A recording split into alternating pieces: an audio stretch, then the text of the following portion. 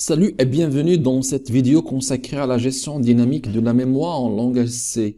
La gestion dynamique de la mémoire en C se fait à l'aide principalement de deux fonctions, donc de la bibliothèque standard. Donc il s'agit de la fonction malloc qui permet l'allocation dynamique de la mémoire et la fonction free qui permet la libération de la mémoire principalement allouée avec la fonction malloc. Allez-y. Alors, supposons que vous voulez écrire un programme permettant d'entrer des entiers, mais ce nombre d'entiers à entrer peut changer à chaque fois. C'est-à-dire, parfois vous voulez entrer 10 entiers, une autre fois vous voulez entrer 50 entiers, et une autre fois vous voulez entrer que 5 entiers. Alors, vous n'allez pas changer le programme à chaque fois. Donc, il faut écrire un programme une seule fois et qu'il doit s'adapter à chaque situation. Donc, voici le programme suivant permettant de résoudre ce problème. Alors, on suppose dans ce programme qu'on ne dépasse pas 100 entiers à entrer au clavier. Alors, dans ce programme, nous créons un tableau de 100 éléments de type entier. Donc, voici la déclaration, donc int tab de max, sachant que max est une constante ayant pour valeur 100. Donc, c'est ce qu'on remarque au niveau de l'instruction define max 100. Alors ensuite, nous entrons au clavier le nombre d'éléments à remplir dans ce tableau tab.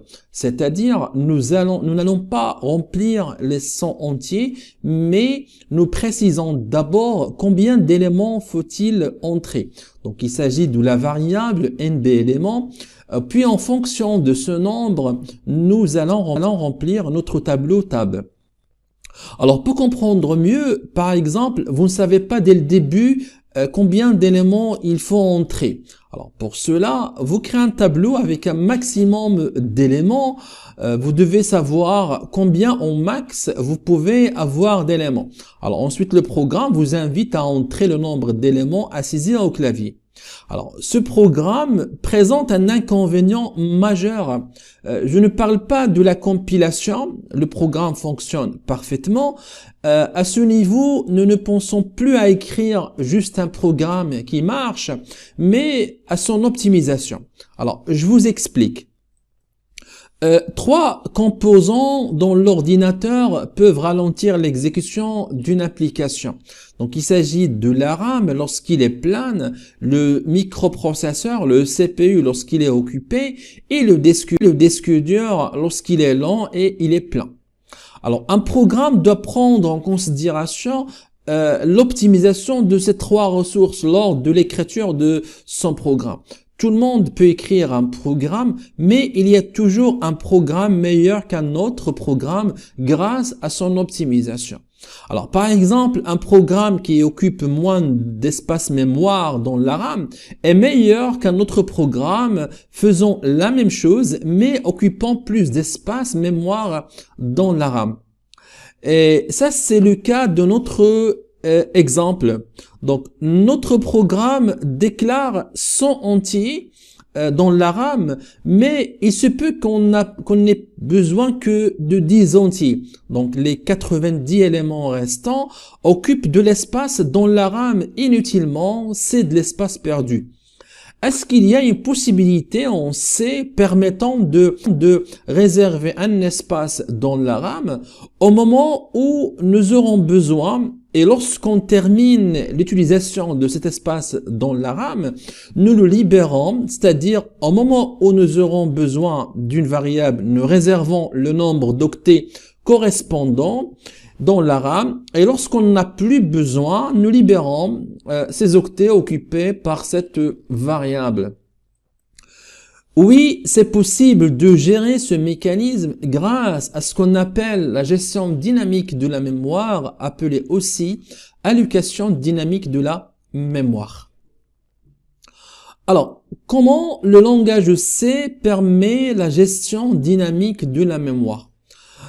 Grâce à deux fonctions, malloc et free, le langage C permet de gérer dynamiquement la RAM. Donc, soit la RAM, donc soit le programme suivant. Alors, dans l'instruction 4, nous déclarons un pointeur nommé tab. Dans l'instruction 5, nous déclarons la variable NB élément qui sert à contenir le nombre d'éléments dans la RAM. Dans l'instruction 6, nous déclarons un indice pour parcourir nos éléments. Dans l'instruction 7 et 8, nous entrons le nombre d'éléments qu'on aura besoin. Alors, dans l'instruction 9, nous faisons appel à la fonction malloc. Donc, la fonction malloc permet de réserver dans la RAM un certain nombre d'octets précisés entre parenthèses.